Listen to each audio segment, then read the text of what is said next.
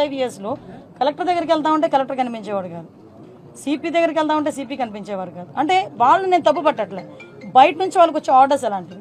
Home డిపార్ట్మెంట్ని అన్ని డిపార్ట్మెంట్ని ఒక మనిషి గుప్పెట్లో పెట్టుకున్నాడు, అందువల్ల వాళ్ళకి కూడా ఫ్రీ హ్యాండ్ లేదు. నేను డిపార్ట్మెంట్ వాళ్ళని కూడా నేను తప్పు పట్టట్లే, వాళ్ళు కూడా పై అధికారులు ఏం చెప్తారు అది చేయాలి తప్పించి వాళ్ళు ఇండివిజువల్గా చేసే పరిస్థితి లాస్ట్ 5 yearsలో లేదు. ఎంత దారుణం అంటే నేమ్ బోర్డు అనేది వాళ్ళకి ఇచ్చే pride.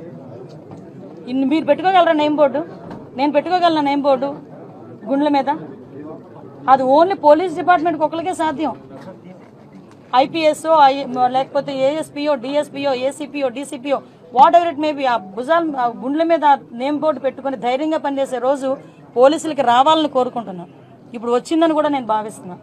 Last 5 years without name plate, ఎవరు పోలీసో తెలియదు, ఎవడు బయట నుంచి వచ్చి డ్రెస్ వేసుకుని తిరుగుతున్నాడో తెలియదు.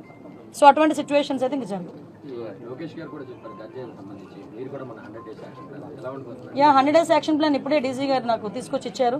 ఒకసారి దీని మీద నేను కూడా చదివి ఒకసారి ఇంకా ఏదైనా మాట్లాడాలనుకుంటే కనుక నేను పై ఆఫీషియల్స్తోని, అదేవిధంగా దీనికి రిలేటెడ్గా డ్రగ్స్ రిలేటెడ్గా ఉన్న శాఖలు చాలా ఉన్నాయి. ఇప్పుడు ఫర్ ఎగ్జాంపుల్ డీఅడిక్షన్ సెంటర్స్ ఉంటాయి, డిపార్ట్మెంట్ ఆఫ్ హెల్త్, అదేవిధంగా మనకి ఫారెస్ట్ డిపార్ట్మెంట్తో మాట్లాడాలి, ఎక్సైజ్ డిపార్ట్మెంట్ వాళ్ళతో మాట్లాడాలి.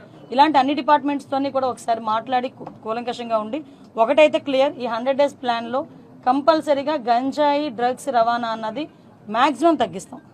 దాని మీద మేమందరం కూడా వర్కౌట్ చేస్తాం. లాస్ట్ గవర్నమెంట్ లో చంద్రబాబు గారి మీద, తర్వాత చాలా మంది టీడీపీ లీడర్ల మీద కేసులు పెట్టారు. సిఐడికి అంటే సిట్ అంటే వాటి మీద మళ్ళీ మీరు రివ్యూ చేస్తారా? వాటి మీద కేసులు ఎత్తేస్తారా? ఎందుకు కేసులు ఎత్తాలి? దేనికి కేసులు ఎత్తాలి? ఈ రోజు తెలుగుదేశం పార్టీ ఆఫీస్ మీద దాడి జరిగింది.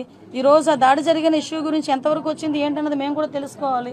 చాలా మంది చంద్రయాన్ పేక్ కోసి చంపారు, ఇంకా చాలా మంది విషయాలు చాలా అన్యాయాలు జరిగినాయి. అలాగని తెలుగుదేశం పార్టీ వాళ్ళ మీద కాదండి, మామూలు నార్మల్ పబ్లిక్ మీద కూడా అక్రమంగా కేసులు బనాయించిన వాళ్ళు చాలా మంది ఉన్నారు, బాధితులు చాలా మంది ఉన్నారు. అవే కాకుండా ఎవరైతే వాళ్ళ తాలూకు అవినీతికి బలైపోయారో, వాళ్ళ తాలూకు అక్రమాలకి బలైపోయారో వాళ్ళు గనక వచ్చి మా కేసు రీఓపెన్ చేయండి, మా కేసు మళ్ళీ చెప్పండి అంటే కనుక డెఫినెట్గా మేము ఆ కేసు రీఓపెన్ చేస్తాము. మళ్ళీ రీఎంక్వైరీ చేసి వాళ్ళకి బాధితులు ఎవరైతే ఉన్నారో వాళ్ళకి న్యాయం చేసేటట్టు చేస్తాము.